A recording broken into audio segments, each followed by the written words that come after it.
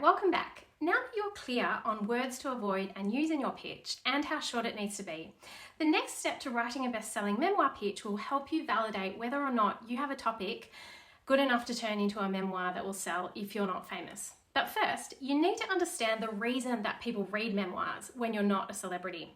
And I'm sorry to be blunt, but it's not because people are interested in you or your life story. Just let that sink in.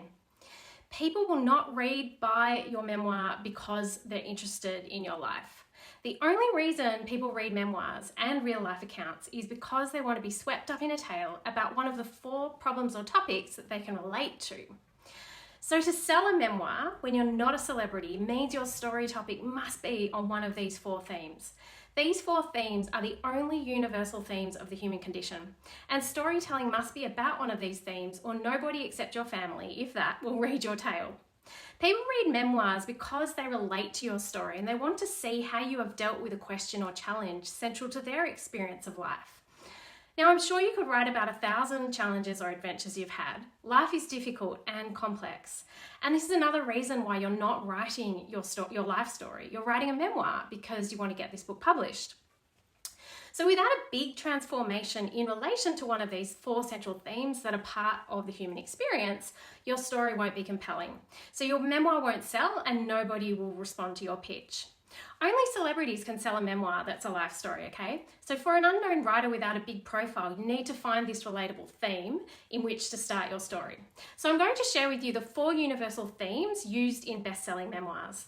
And a universal theme is a topic that people can relate to no matter what your social or cultural background.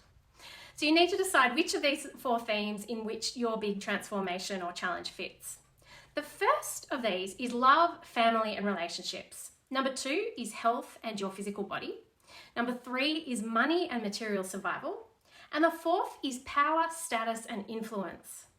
Now, this is a big shift and you might need to come back to this video a few times, but here's a question to get you a bit clearer on your universal theme. Ask yourself, what was the biggest challenge or question at the heart of the story that I want to write about? In what area from those 4 topics was I forced to, or did I choose to, transform the most? And which one of these 4 topics is the central focus of my story?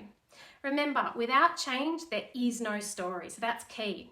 And this is a fundamental piece of writing your pitch. These are the only 4 themes that compel someone to engage with your memoir, and indeed any story, because they're central to the challenges that we face as a human trying to get through life. A good way to master this step is to take a look at the news headlines and try to identify the universal theme in each headline.